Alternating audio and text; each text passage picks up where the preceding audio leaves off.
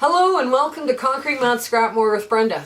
I'm Brenda and we're here with yet another installment of the Sunflower Quilt Sew Along. Last week you were given instructions to finish your blossoms, and finish all your piece sashings. Put all your piece sashings together.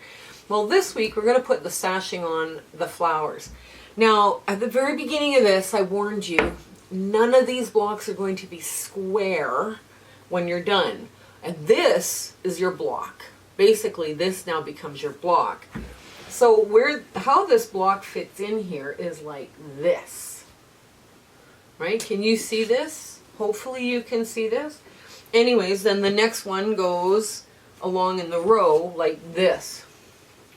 So what we're going to do this week is make sure you sew on all your sashing pieces, your 3 sashing pieces if you're making the quilt. If you're making a long extended table runner, you're going to have to sew on 5 sashings per bloom, and on the last, let's say you're doing 3 in a row or something like that, you do 5 on each one, and then on the 6th one or 3rd one or whatever, you'll go all the way around. But this is how this quilt is going to go together. So let's get started. I'll show you some tricks on how to sew in the sashing. Okay, so here we are, and this is the piece I want to sew onto this blossom. I've already got 2 on already, but I wanted to stop and show you guys how to do this. What I've done on the back of this piece, and I'm hoping you see this, maybe not, there. Okay, X marks the spot. That's my point. And there's other little X's that show where my points are on this block. Now what I've done is simply drawn this with a 1/4 inch, any 1/4 inch ruler, and then you draw with a pencil. And I've made them really dark so that you can see them, but that's basically all you do. Now if you wanted to draw the entire stitch line, you could at this point. This is what some hand piecers do as well. They draw the entire stitch line on all of their pieces before they actually start putting it together. So what we're going to do is we're going to start putting this together like so. And I'm going to flip this over because I have more blinds, I have more seams along this side than I do on this solid piece that I'm putting on. So you want to put the side up facing you that has more of the seams, because this is where you're going to have to sneak back and forth and past and all the rest of this stuff. So let's just get this pinned. So what I do is I line up my little peaks, and I just put a pin in there just to secure it for just a bit. It's not going to stay in there for long. Then I go right across, and I hope that this is lying as flat as possible. So that means I've cut the pieces right. Now all I have to do is stitch it together right. And then I put an extra pin, because for me, this is 3 inches apart roughly, and I like a little extra pin when I'm doing hand pinning. And I sink my pin in about 1/4 inch in. So I have a line to aim to. Now you can draw on the thumbnail of your non-dominant hand 1/4 inch tick marks there, or because this is so small and this is sitting at 1/4 inch from the bias where I've dropped my pin in. I don't know if you can see that better. So I mean, what I'm going to do is I'm going to start my work, and then I'm just going to aim for that center pin. So now I make my slip knot, right? Make my slip knot, and I pull this out. And then I do 2 hand-over knots, because I like my stuff not to fall apart. And I sometimes find I'm just doing the hand-over knots for more security. And then I go along and I kind of aim for where that pin is. I'm just taking 3 little stitches and then coming up, and I make sure and also I put Thread Magic or Thread Conditioner on there. Like, Thread Magic is not paying me to have Thread Magic here, neither is Aerofill, but that's what I like to use. I also have made my own thread conditioner, and it's so cold in this room right now because we're filming it on Boxing Day. I think it's like -30 something. It's like, ew.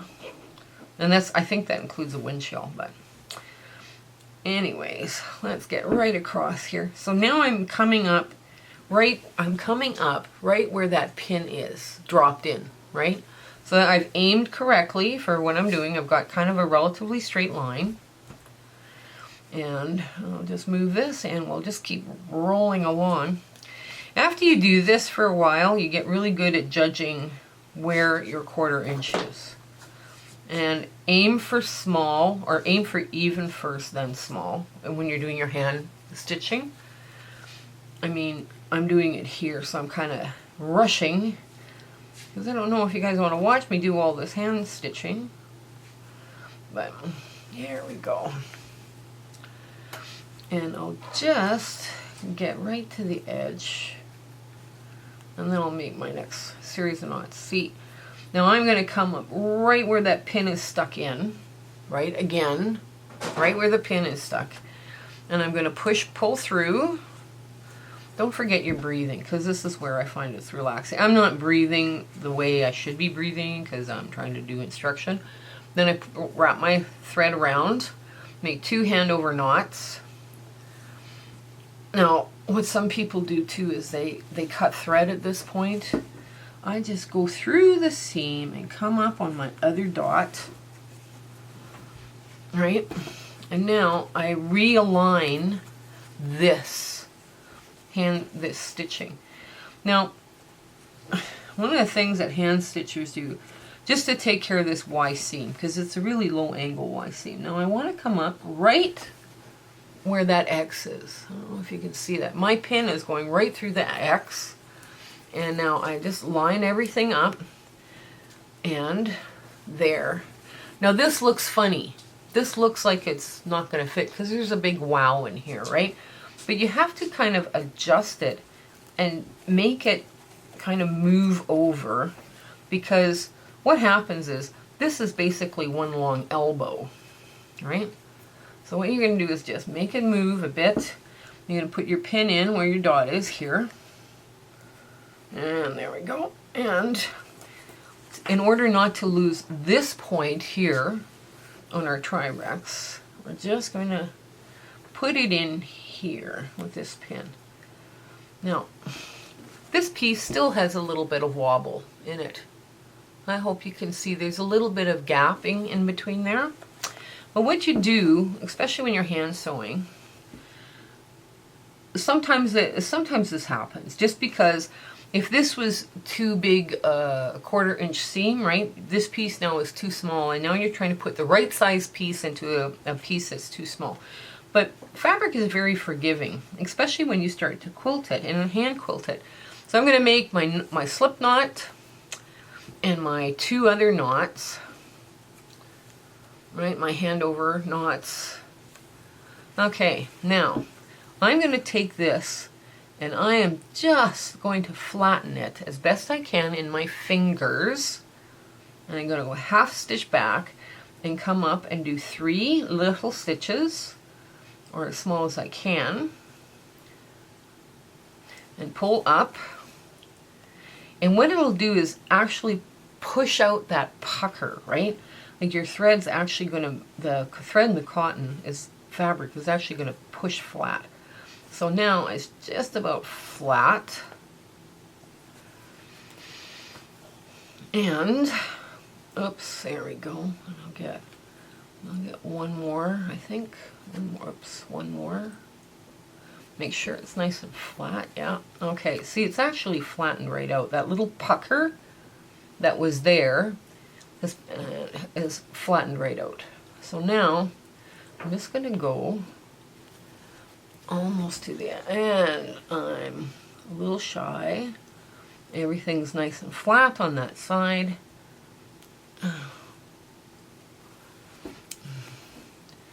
I'm going to do my slip knot. And get rid of this pin and do my 2 hand overs because I'm hitting a seam. Okay, and now you see that it's lying flat, and this one still has a bit of a wobble, just a bit of a wobble in it still, which is okay. So now I'm going to come up just at my point, and I can see where my stitching, because I did this with a sewing machine, where my stitching hits at that X. Now I just want to be like a thread width above that X. So I'm going to go up, and now I go down just a little bit, like I say, just a thread width away, because you've got to account for the turn of the cloth.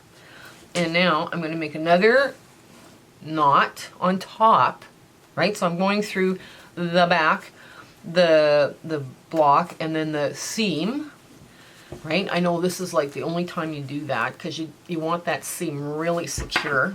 And sometimes you have to fight with it a little bit to get the needle through. There we go, 1, 2, just to make sure it stays there.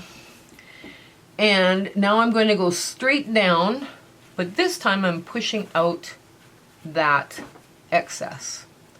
So I'm going to push out right here. There. Now my needle is here. My needle is here underneath that seam.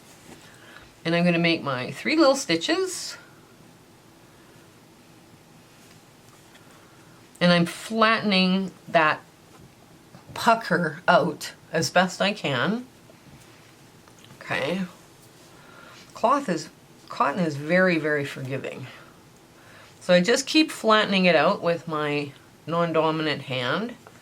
And I make 3 little stitches, and I've got no pucker left. Because it's been eased in. Whoops.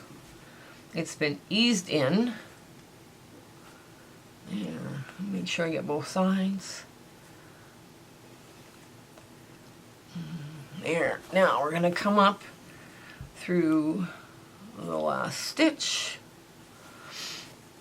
This is where the hand sewers, they get to take a little break. Now they get to sip their tea, you know, readjust their fabric, chat, and all the sewing machine sewers are still trying to figure out how to do their Y seam.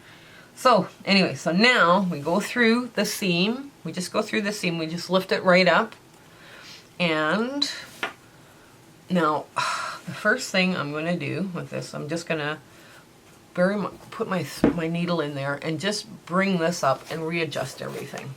So I have a nice line to sew here. Right? And I'm going to pin from the far edge, pin in the middle. I think this thing is pretty flat. Okay. And now I start right at the beginning, and I do a little slip knot. Again, wrap it around, pull it through. 2 handovers because I've just crossed the seam, and now we race to the edge. We race to the end. So I hope your Christmas and New Year's Eve was pretty good. We are filming this here right now, here on Boxing Day. I did get to see my grandkids, and I'm very happy about that. And we had a very quiet Christmas because both of my daughters have in-laws, and it was fun. It was nice. So I hope you had a good one. I hope 2022 is gentle and kind to everybody. Goodness knows we all need a break right now. But we're staying home. We're normally at this time of year I'm down in Arizona, but that may not happen this year. I'm not sure yet. We'll have to see what the COVID does, you know. But if we do, I might be doing some filming from Arizona. That would be a fun trip. Take along some hand stitching to do, or hand quilting. Maybe I'll get this quilt done in time. Anyway, you can see we haven't got far to go. And then I have all my blossoms done. So, okay. Here we go. And the last stitch. Now, at the end, I do a slip knot. And basically I take the thread from the needle eye of the needle and I move it, wrap it around, pull it through. It makes a slip knot, but I don't feel that's secure enough. So at the end of this, I now make 3 because I'm going to clip my thread. Yeah, there we go. And, oh, I need a scissor. Oh, I got it. Got it. Use my little embroidery scissor. Now, this thing has not been ironed. It has not been pressed any way, shape, or form. And this is what you get. And this is the piece I sewed on. I'm going to show you how I absolutely got my point on the top. Actually, by being a thread width away on every one of them, you know, thread width or 2 away, you absolutely make that perfect point, right? And there we are. This is a block. My last block is done. Okay, so we're done our last flower too, right? So your assignment this week is to get at least, if you're making this quilt, is to get 3 sashing pieces on each of your blossoms. Right now, when you're putting this quilt together, you're going to have missing sashing pieces on the top and on the bottom and along the far side. But with this, you're going to have it go like that. Remember? That's what it's going to go like, right? So you just have to worry about getting 3 on. Then you can start laying out your colors and putting your rows together. And that'll be covered next week. Now, there's a few of you that are probably just itching to get this put together. So I'll show you how to put these rows together. So this row up here, you would put 5 like this. You would do 5 across, then 4, then 5, then 4, then 5, right? But basically all you're doing is this. And then this would go in here. Like when you're sewing your rows together, this is what's going to happen. Okay, I don't know if you can see all of that, but it does work. But your blocks are not square. So get your sashings on, and then we'll show you what to do, how to get the rows together. Okay, until then, I hope you have just a wonderful winter season. I'm not sure when this is going to be aired. I have to check, but it's where I'm so looking forward to 2022, and I'm hoping that everything is kind and gentle for all of us.